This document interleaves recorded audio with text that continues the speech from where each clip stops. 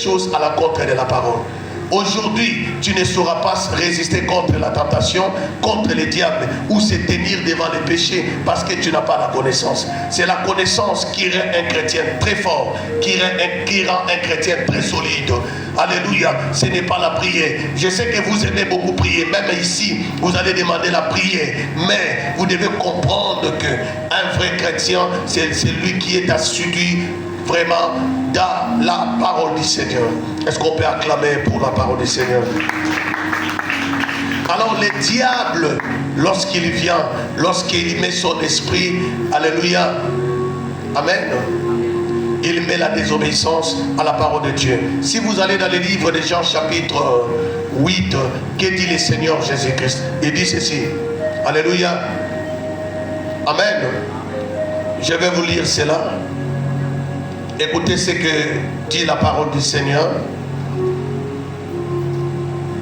Est-ce qu'on peut lire ensemble Jean chapitre 8? La Bible dit ceci. Comme, verset 30e, comme Jésus parlait ainsi, plusieurs crient en lui.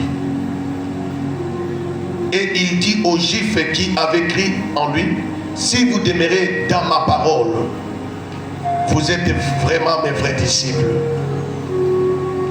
Vous connaîtrez la vérité et la vérité vous affranchira. Alléluia. C'est-à-dire, ce n'est pas seulement parce que vous avez écrit, mais cherchez à demeurer dans la parole du Seigneur. Si vous demeurez, c'est-à-dire que vous commencez, vous plongez toute votre vie, tout votre comportement, toute votre nature dans la parole du Seigneur, vous serez vraiment les vrais disciples de Jésus. Tu n'es pas un disciple, c'est qui? Un disciple, alléluia. Le mot disciple, autrement veut dire la science ou, alléluia, la connaissance. C'est-à-dire vous serez vraiment les vrais attachés de Dieu. Vous serez vraiment des vrais chrétiens qui connaissent vraiment le Seigneur. Et puis, dans le livre de Jean chapitre 15, il dit ceci.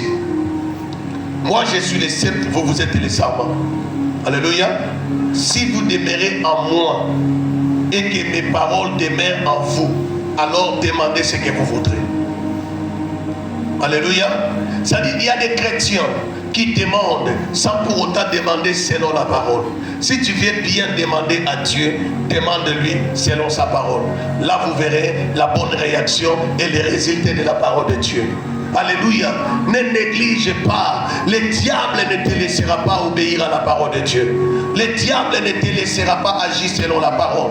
La première créature qui était dans les jardins d'Éden, s'il a été déraciné, c'est parce que le diable lui a poussé à agir en dehors de ce qui est écrit. Agir, alléluia. Parce que la puissance de l'église, de la prière d'un chrétien, des paroles d'un chrétien, cela est caché par rapport à ce qui est écrit. Alléluia. Car ce qui est écrit n'est pas changeable. Le diable peut changer ta bénédiction, il peut changer ton étoile, il peut changer tes paroles, il peut changer tes histoires, mais il ne peut jamais changer les écritures de la Bible.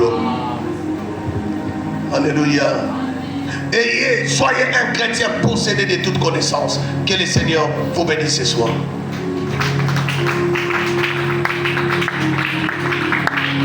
Je veux que nous prions ensemble avec nous.